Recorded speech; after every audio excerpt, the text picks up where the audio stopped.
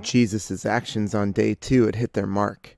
The temple leadership had been humbled and made uncomfortable, and the crowds loved him for it. The course was set. The religious leaders were cross. The Roman officials would soon take notice, and the cross was on the horizon. Jesus' continued teaching on day 3 would feed the tension and cement the hearts of the religious leaders against him.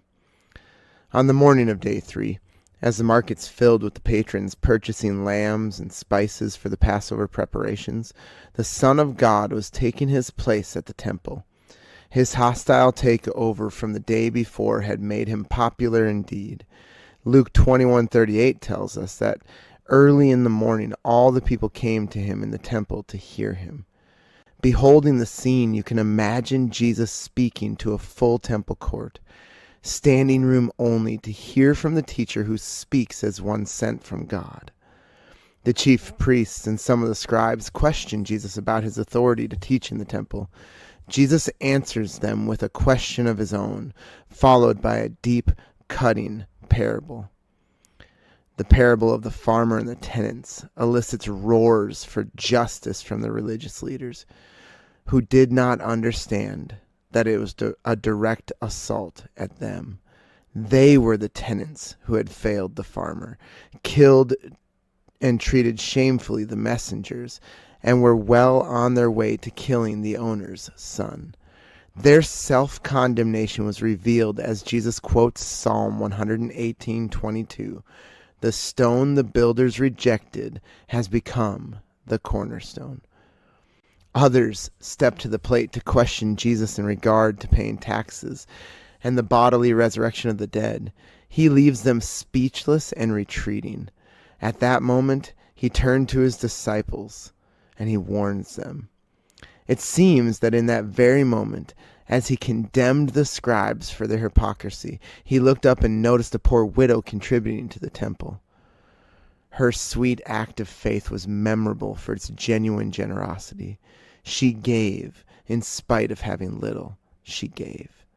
As Jesus pointed to her as an example, he was contrasting her faith to the rich who gave out of their abundance, but possibly also to the faith of the scribes who wear their expensive robes and take the best seats, offering long, drawn-out prayers to show their importance. The poor widow was more genuine in faith than these. After this, Jesus noticed that the conversation shifted to how impressive the temple was. And it was an impressive building, beautifully decorated, built with choice stones. Disappointed with the conversation, Jesus launches into a series of prophetic teachings about the destruction of the beautiful temple and ultimately Jerusalem. The lesson Jesus wants them to catch is that their faith is as fragile as the object of their faith. If they have faith themselves, it will fail as they fail. And if they put their faith in the temple, it will crumble as the temple falls. The warning is clear as the day winds down. The day of the Son of Man refers to the day of judgment, when Jesus, who is referring to himself in the prophecy, will return and every knee will bow, confirming that the rejected stone had become the cornerstone. On this day, those with genuine faith will be raised to stand before the Savior of the world. Let us consider the warning from Jesus to watch ourselves, lest our hearts be weighed down or choked out by the cares of this world. May beholding the scenes of Easter strengthen our faith, that we may one day stand in the presence of our King.